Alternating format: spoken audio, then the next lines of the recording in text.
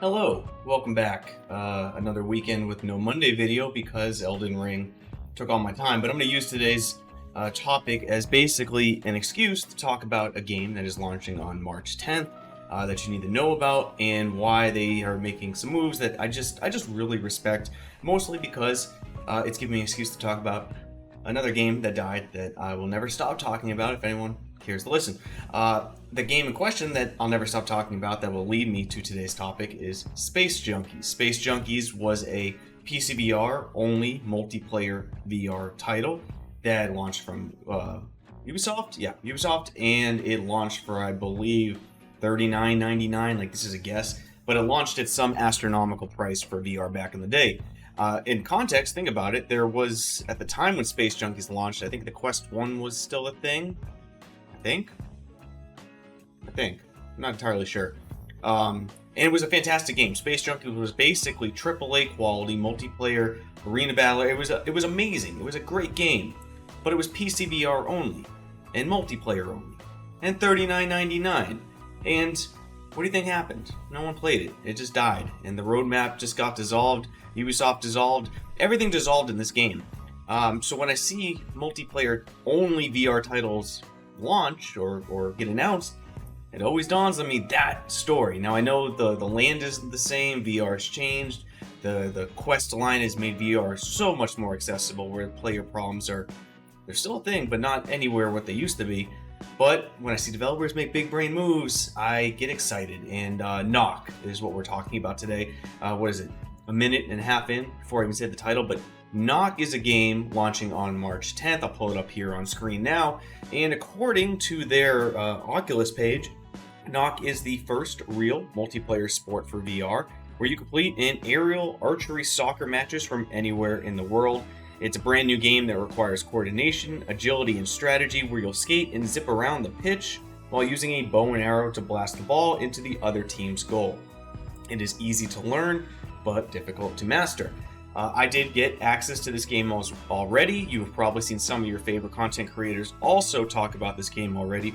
And yeah, it's Rocket League in VR with bows. I mean, I don't know why every VR game's teaching me to become an elite assassin or making me destroy my rotator cuff, but I will gladly destroy my rotator cuff for this game because it is super fun. But what really just gets my rocks off here, and why I want to give a big ol' attaboy to the developers, is that originally Nock was launching at $24.99. Now, $24.99 for a multiplayer only VR title that, generally speaking, is just one mode. I mean, Rocket League is Rocket League and Nock is Nock. That you get what you get, right? And at $24.99, to me, I just literally the second I saw that, it just Space Junkies. Here we go again. Another game that I might really like, and I do really like. I really enjoyed my time playing it. I'm looking forward to playing it when it launches live with everybody. But another game that I go, Eric, this is super fun.